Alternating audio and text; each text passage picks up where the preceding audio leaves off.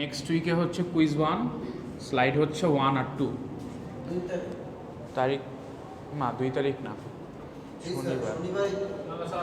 আচ্ছা হ্যাঁ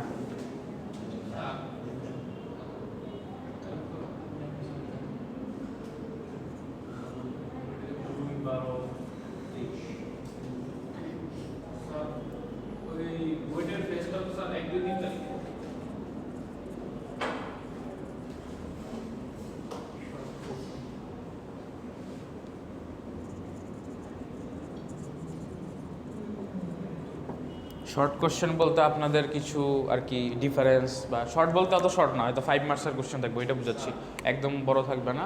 আর ম্যাথমেটিক্স যেগুলো হচ্ছে ওই যে কিছু দেখানো হয়েছিল হেক্সাডেসিমাল বা এগুলো ওই টাইপের থাকতে পারে, এই দুটো। আচ্ছা ওইটা আমরা পরে দেখব।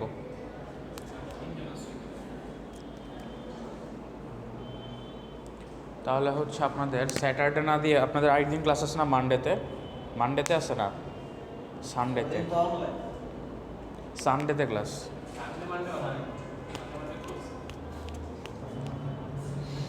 আচ্ছা ডেট দিয়ে পরেরটা পরে দেখা যাবে, আগে আপনার ইয়ে করেন, কোনো ইয়ে হইলে আমি হয়তো নোটিশ দিয়ে জানাই দিব, সমস্যা নেই।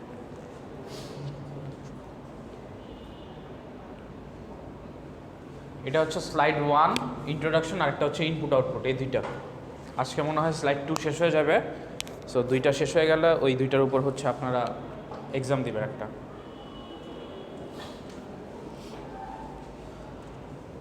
আচ্ছা এটা লেখা হয়েছে সবার?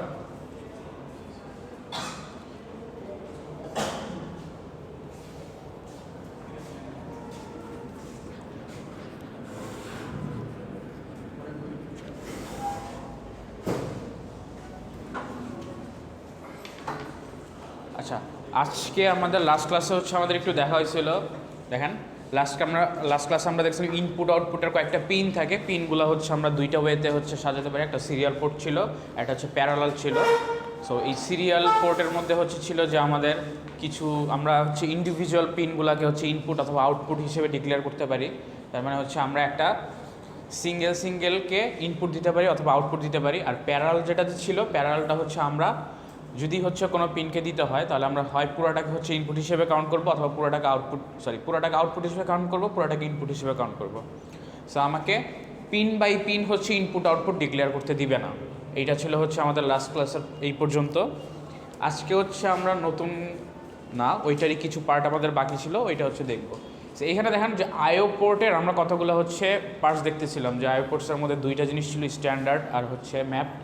এখন হচ্ছে এই যে ইনপুট আউটপুট পোর্টস, এইটাকে হচ্ছে দুইটা টেকনিকে ম্যাপ করা হয়। দুইটা টেকনিকটা হচ্ছে একটা স্ট্যান্ডার্ড আর একটা হচ্ছে memory mapped input output. Standard আর মেমোরি ম্যাপের মধ্যে দুইটার মধ্যে একটু ডিফারেন্স আছে, আমরা হচ্ছে 1 বাই 1 একটু ডায়াগ্রাম দেখলেই একটু বুঝতে পারবো। ফার্স্টে চলে আসে হচ্ছে standard. Two separate address space are used, one for memory location and other for input output devices.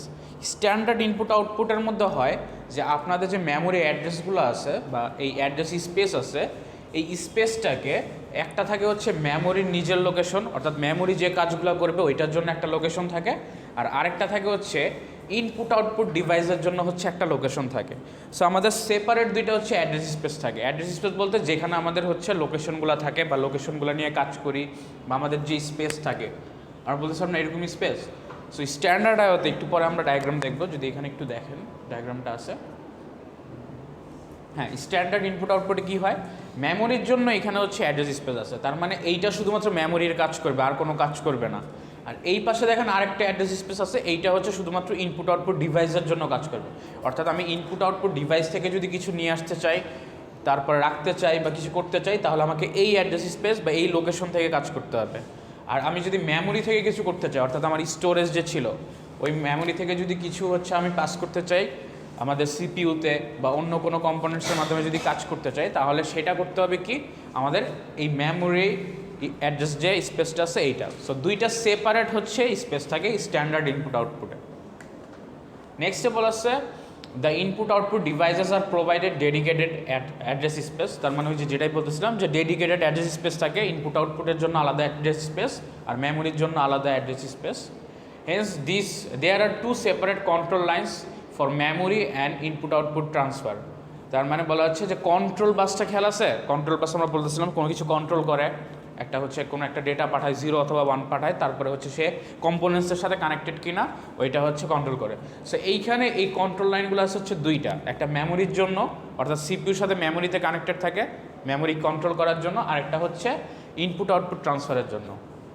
So এইখানে দেখেন ফার্স্টে বলা আছে input output read and input output right lines R for input output transfer. তার মানে এই input output read আর right নামে দুইটা কন্ট্রোল লাইন্স আছে, যারা হচ্ছে কী কাজটা করে, তারা হচ্ছে এই ট্রান্সফারের কাজটা করে শুধুমাত্র, মানে ইনপুট আউটপুট ডিভাইস থেকে সিপিইউতে কিছু নিয়ে আসবে অথবা সিপিইউ থেকে ইনপুট আউটপুট ডিভাইসে কিছু একটা নিয়ে যাবে। এই ট্রান্সফারটা করার জন্য, এই ডাটাগুলো নেওয়ার জন্য এই দুইটা লাইন আছে, তারা হচ্ছে ডিসাইড করে কখন কী কাজ করবে।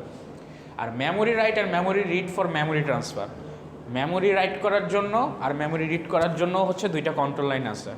এই কন্ট্রোল লাইনের কাজ কি? এই কন্ট্রোল লাইনের কাজ হচ্ছে গিয়ে সে মেমোরিতে ট্রান্সফার করবে কিনা বা ডাটা চেঞ্জেস আসবে কিনা বা কোনো কিছু ট্রাভেল করবে কিনা ওইটা ডিসাইড করতেছে। যদি আমরা একটু ডায়াগ্রাম দেখি তাহলে দেখেন এইখানে দেখেন দুইটা হচ্ছে কন্ট্রোল লাইন আছে, আবার ওইখানে হচ্ছে দুইটা কন্ট্রোল লাইন আছে। সো আমি যদি কোনো কাজ করতে চাই তাহলে অ্যাকচুয়ালি কী করতে হবে, এই যে দুইটা কন্ট্রোল লাইনের মাধ্যমে হচ্ছে কাজ করতে হইতেছে। আর ওইখানে যখন মেমোরির সাথে হচ্ছে সিপিইউ কানেক্টেড, তখন কি হচ্ছে কন্ট্রোল বাসের সাথে মেমোরিটা কাজ করতে হবে। অর্থাৎ ইনপুট আউটপুট ডিভাইস থেকে আমাদের ফার্স্টে কী করতে হবে, নিজেদের মেমোরিতে নিয়ে আসতে হবে।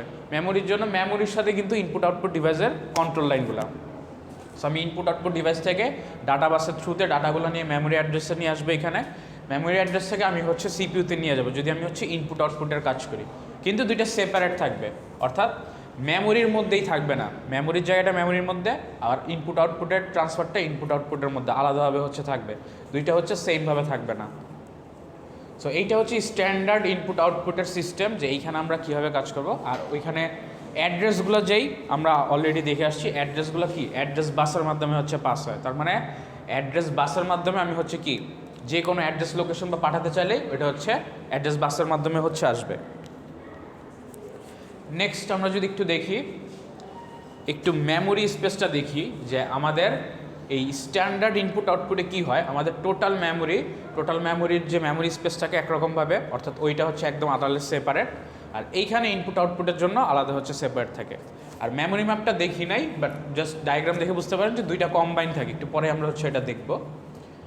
আচ্ছা, স্ট্যান্ডার্ড ইনপুট আউটপুট বুঝতে সমস্যা আছে কারো, যে কীভাবে কাজ করতেছে? কারো কোনো কোশ্চেন আছে এগুলোতে?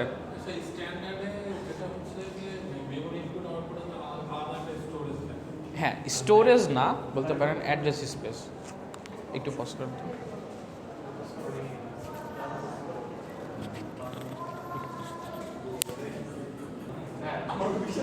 আচ্ছা দেখেন, সো স্ট্যান্ডার্ড আগে কী ছিল, যে মেমোরির জন্য আলাদা স্পেস অ্যাড্রেস স্পেস, আর হচ্ছে ইনপুট আউটপুট ডিভাইসেসের জন্য আলাদা স্পেস।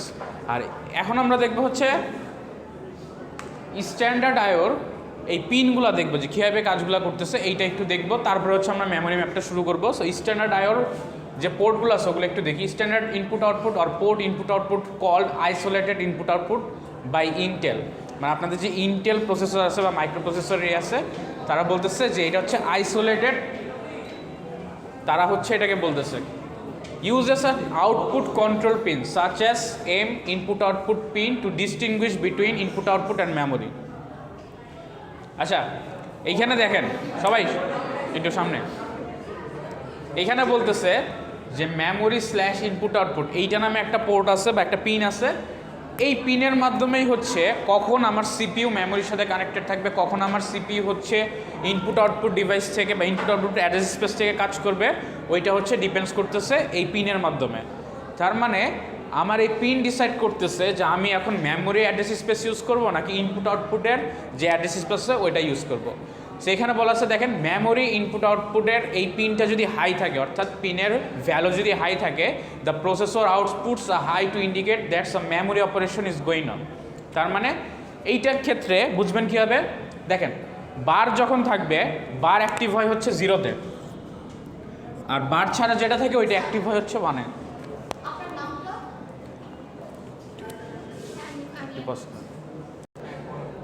আচ্ছা দেখেন, সো যেটা বলতেছিলাম যে আমাদের যে ইনপুট আউটপুট পিনটা আছে, M/ইনপুট আউটপুট, M দিয়ে বোঝাচ্ছে মেমোরি, আর ইনপুট আউটপুট দিয়ে আইও দিয়ে বোঝাচ্ছে ইনপুট আউটপুট। সো মেমোরিটা যেহেতু বার ছাড়া, সো মেমোরি অ্যাক্টিভ হবে কখন?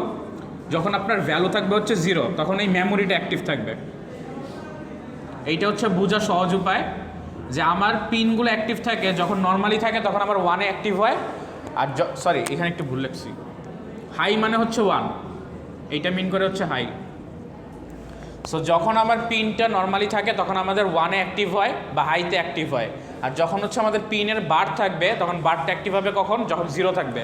সো নেক্সট লাইনে দেখেন যে m/input output pin equal low, the processor outputs a low to indicate that input output operation is going on। তার মানে এই যে বার আছে, বারটা অ্যাক্টিভ হবে যখন আপনার এখানে ভ্যালু হবে হচ্ছে 0, বা এটাকে বলতেছি আমরা লো।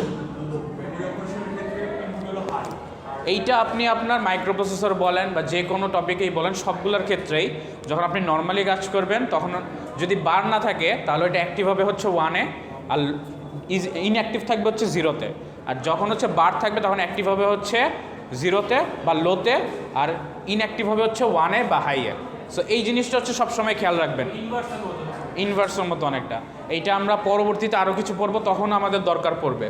সো এই কনসেপ্টটা মাথায় রাখবেন যে অ্যাক্টিভ হবে 1-এ যখন হচ্ছে কিছু থাকবে না, নর্মালি যখন পিনের নাম থাকবে, আর 0-তে ইনঅ্যাক্টিভ। আর যদি বার থাকে সেই পিনটা অ্যাক্টিভ হবে হচ্ছে যখন হচ্ছে 0 বা লো।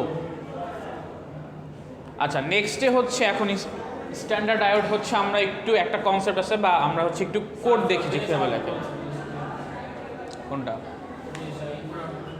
আচ্ছা, এইখানে দেখেন একটু ইজিলি আমরা দেখি যে এইখানে যে পিনটা দেখতে পাচ্ছেন আমরা, এই পিনের এইখানে দেখেন এই জিনিসটা থেকে কোনো বার আছে?